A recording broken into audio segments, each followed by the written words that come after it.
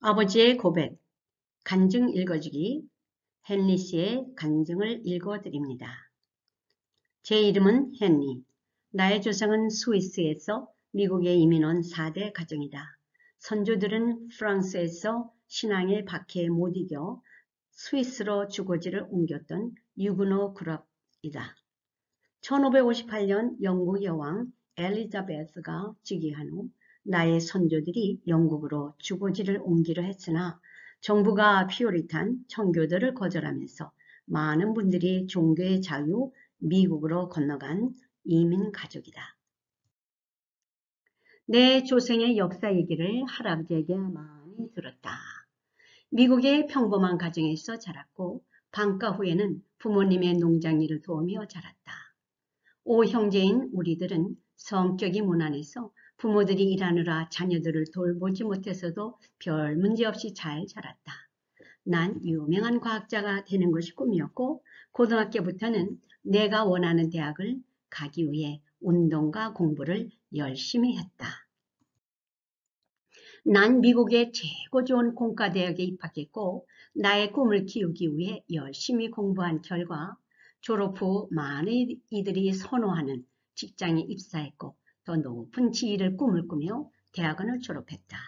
부모님은 부자였고 난 나의 수입을 고급차, 브랜드 옷을 샀고 타이거 우드처럼 유명해지고 싶어 골프장에서 많은 시간을 보내며 나의 인생을 즐겁게 즐기고 있었다. 어느 날 나의 친구 생일 파티에서 참 신하게 보이는 처녀 테일러를 소개받았다. 그녀는 명문대학 졸업반이었고 보기에도 아름다운 여인이었다. 화장도 하지 않은 얼굴에 보통의 여자들이 하는 귀걸이도 하지 않았고 나의 눈에 끌리는 여자였다. 그 당시 난 너무 교만해서 웬만한 여자들은 내 눈에 들어오지 않았는데 그녀는 나의 마음을 사로잡았다. 그 당시 난 리처드 버튼, 유명한 영화배우, 닮았다는 얘기를 많이 들었고 내가 핸섬한 놈이라 착각을 하고 많은 여자들과 데이트를 했다. 그 당시 난 비싼 스포츠카를 가졌고 직장도 좋다 보니 여자들이 잘 따랐고 내가 원하면 언제든지 하룻밤을 지낼 수도 있었다. 그래서 모든 여자들이 다 그런 줄로 알았다. 솔직히 여자들을 우습게 여기던 교만한 놈이었다. 그런데 테일러는 다른 여자들과 달랐다. 그녀는 할아버지가 목사고 아주 엄격한 기독교 가정에서 자랐다. 그녀에게 데이트를 신청하고 만나려면 주일에 그녀의 교회에 가는 것이 조건이었다. 그 당시 주일은 유명 백화점 상점들도 문을 닫았고 화려한 장소에 테일러를 데려가 봄을 내고 싶어도 초이스가 없었고 패스트푸드로 배를 채워야 했다. 그래도 그녀는 만족하고 검소한 여자였다. 연애 2년 만에 결혼 프로포즈를 했고 그녀의 부모님께 결혼 허락을 받아야 한단다. 그 집에 가니 부모님이 아주 친절하게 맞아주었다. 속으로 허락을 받은 것이라 자신을 갖고 티를 마시며 대하지에 그녀의 아버지가 자신의 딸을 나에게 줄 수 없단다. 난 너무 놀랐다. 이유를 물으니 내가 기독교 교인이 아니라는 것이다. 그 당시 난 세례도 받지 않았다. 솔직히 그녀와 만나려고 교회는 건성으로 다녔다. 그녀 아버지의 말을 듣고 어떻게 하여야 당신의 딸을 주겠냐고 했더니 먼저 학습 세례를 받고 내가 본하게 주 안에서 다시 태어남을 말합니다.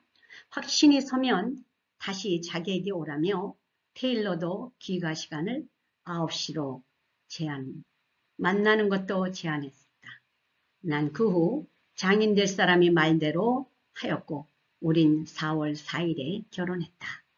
그녀의 부모를 만나기 전 난 테일러와 그녀를 꼬집어 한번 하룻밤을 자고 싶은 욕망이 있어 2번이나 나의 계획을 시도했지만 그녀는 만만치가 않았다. 그런 짓 하면 나와 헤어지겠단다. 그녀는 자신이 하나님과 결혼 전까지 순결을 지키겠다고 약속했단다. 그녀는 정말 수천이로서 나와 신혼 첫날 밤을 지냈다.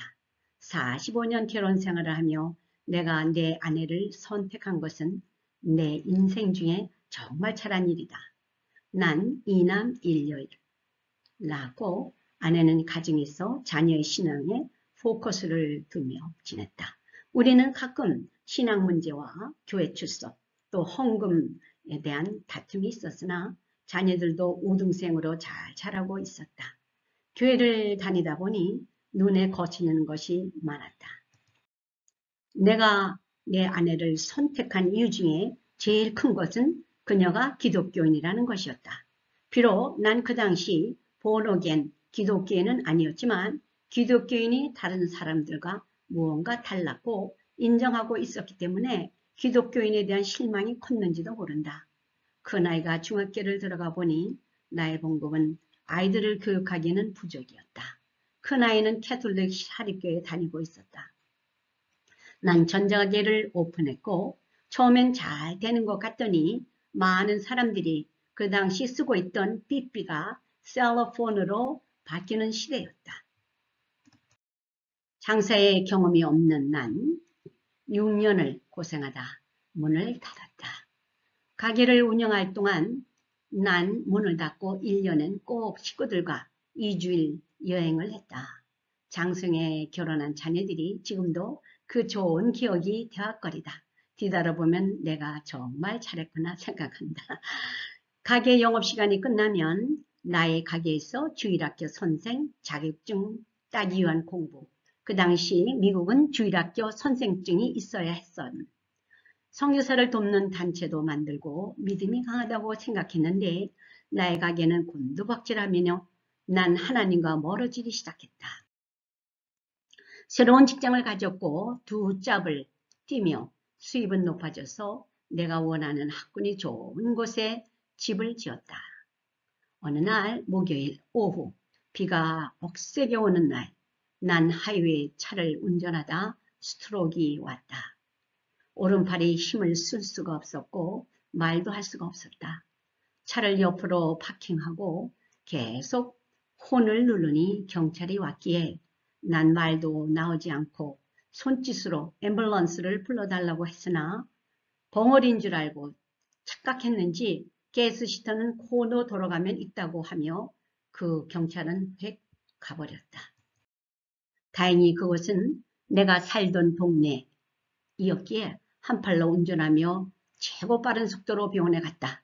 스트로크로 머리에 핏줄이 터져 반신불구가 되었다. 석 달 병원에서 물리치료를 했고 이제 혼자 운전과 생활할 수 있게 되었다. 직장은 잃었고 나는 하나님께 원망했다. 신체의 불편함을 아내에게 토했고 그러는 중에 큰아들이 운동하다 오른팔이 부러졌고 한 달이 못 되어 둘째 아들이 스케이트보드 타다 오른쪽 종다리가 부러져 6개월 기부스를 하고 우리 집 남자 셋 모두 오른쪽 불구자가 되었다. 아내가 날 보고 금식기도 해야 한단다. 이것은 우리들이 해결할 수 있는 문제가 아니고 당신과 내가 하나님 앞에 철저히 회개가 필요하단다. 내가 병난 것도 아내에게 미안했고 이렇게 사는 것이 난 차라리 죽는 것이 나을 것이라 생각하고 있던 차라 친척 집에 여름하우스를 빌려 아내와 난 일주일 금식기도 갔다. 매일 성경 읽으며 누구든지 마음에 와 닿는 기절이 있으면 회개하고 신약을 통독했다. 금요일 5일째 우리는 각자 떨어져 기도하며 하나님의 뜻을 알게 해달라고 간절히 기도했다.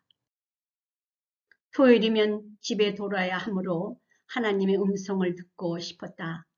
생전 처음 태어나 금식을 했고 그 당시 여러 약을 먹고 있었으나 모든 약을 끊었다. 금요일 밤이 깊었고 난 환상, 비전을 보았다. 그 당시 난 그런 것을 믿지도 않았고 처음으로 보는 것이기에 난 꿈같아 내 살을 꼬집었다. 그러나 나의 살이 아팠고 그 환상은 너무나 선명했다. 내가 시원한 하늘색 양복을 입고 하늘도 양복색과 비슷하며 그 속에 내가 서 있었다. 환상과 꿈이 다른 것은 꿈은 금방 잊어버리지만 환상은 몇십 년이 지난 지금도 그 순간이 뚜렷하다. 난 하나님이 나를 데려가려나 했다. 여전도색이 물으니 그것은 내가 건강하게 오래 산댄다. 아내는 나의 얘기를 듣고 자기는 하나님이 보여준 것이 없는데 하나님이 당신을 정말 사랑하는 것 같다고 한다. 구원의 확신도 없고 아내가 구원 받았냐 물으면 난 자신이 없다고 했었다. 그 후 하나님은 나에게 천국도 보여주었고 나의 믿음 없음을 보시고 확신을 주신 것이다. 나의 믿음은 자랐고 하나님은 살아계심을 확실히 믿고 구원의 확신이 생겼다. 난 일주일에 2번씩 물리치료자가 내 집에 오며 치료를 받으며 지냈다. 그러던 어느 날 차고에서 내가 쓰는 툴박스 옆에서 못 보던 박스가 있어 열어보니 총이 들어있었다. 순간 난 섬찟하며 누가 했을까? 딸이 한 것은 아닐 테고 아들이 무슨 그릇된 짓을 하고 있다는 생각이 들었다. 어떻게 이것을 해결할 것인가 고민했다. 하나님께 지혜를 달라고 정말 간절하게 기도했다. 고민하다 난 결심하고 경찰서로 갔다. 주브나일 미성년자 범죄 담당관 에드워드에게 사실을 말했다. 그가 하는 말이 최근에 M고등학교에서 총매매가 있다는 긴급보고가 들어왔단다. 지금 그것을 위해 FBI가 비밀리에 수사를 하고 있단다. 나의 도움을 청했다. 집에 돌아오면서 내가 잘한 일일까? 내 아들에게 어떤 죄가 씌워질까? 많은 근심이 들었으나 에드워드 경찰이 한 말에 안심이 되었다. 아들은 15세 미성년자. 문제가 생겨도 아들의 장래에 범죄 기록이 남지 않고 미성년자를 이용한 우두머리를 잡는 것이 자기들의 목표란다. 그리고 나를 참 훌륭한 아버지라고 말하며 고맙다고 한다. 방과 후 아들이 집에 왔기에 물어보았다. 그는 어떤 사람이 이를 도와주는 것이라며 신경 쓰지 말라고 한다. 난 당장 돌려주라고 하니 그러겠다고 했다. 대학교 입학만 신경 쓰라고 했더니 공부하면 뭐해요? 내가 가고 싶은 대학도 못 갈 텐데. 절망적인 반응의 말이다. 난 집이라도 팔아서 너의 학비를 댈 테니 걱정 말고 희망을 가지라고 했다. 나의 말에 책임을 지겠다고 약속했다. 얼마 후 에드워드의 연락이 왔고 몇 월 며칠 경찰팀이 당신의 집을 덮칠 거란다. 그날이 와서 난 아내와 딸을 심부름을 시키며 집에서 내보냈다. 스프링 브레이크라 아들이 집에 있었다. 난 내 서재에서 밖을 내다보고 있었고 특별 사벌 경찰팀이 왔다. 그들의 행동은 민첩했고 내 집에 들어와 수색했으나 총은 없었다. 아들이 벌써 주인에게 돌려주었단다. 아들이 내가 보는 앞에서 경찰에 연행되어 경찰차를 타는 모습을 보며 가슴이 찌그러지는 듯 통곡했다.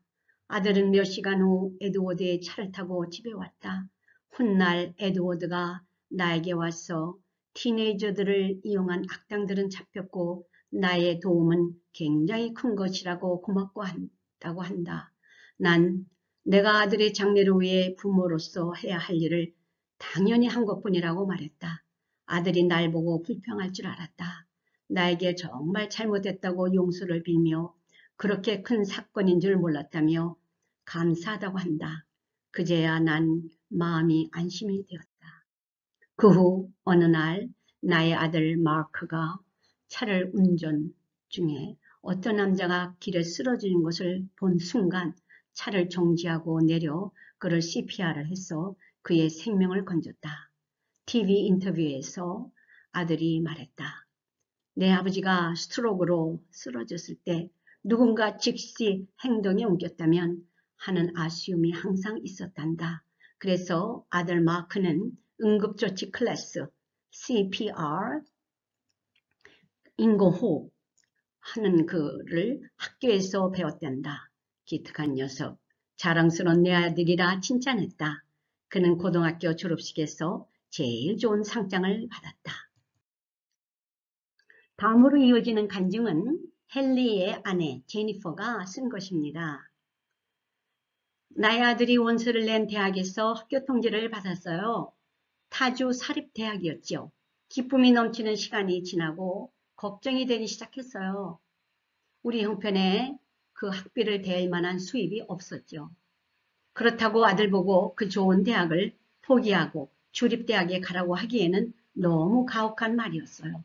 그 아들에게 상처를 주기 싫어 부모된 우리는 최선을 다하자고 남편과 최선의 방법들을 모색했어요.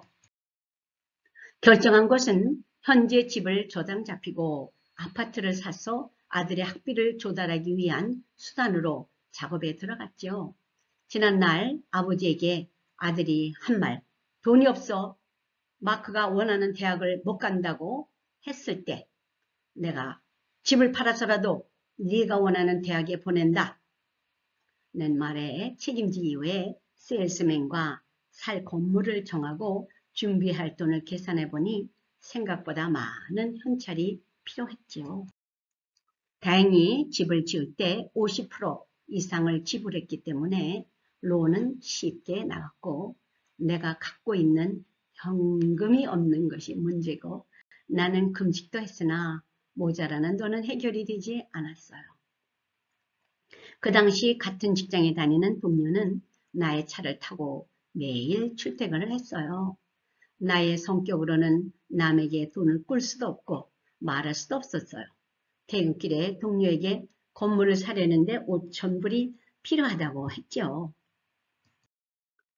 내가 돈 구워달라 부탁한 것도 아닌데 나의 사정을 듣고 자신은 피아노를 사기 위해 모아놓은 돈이 있다며 꽂은다고 했어요. 난 너무 고맙고 기뻐서 식사 대접을 했고 하나님께 감사의 기도를 드렸어요.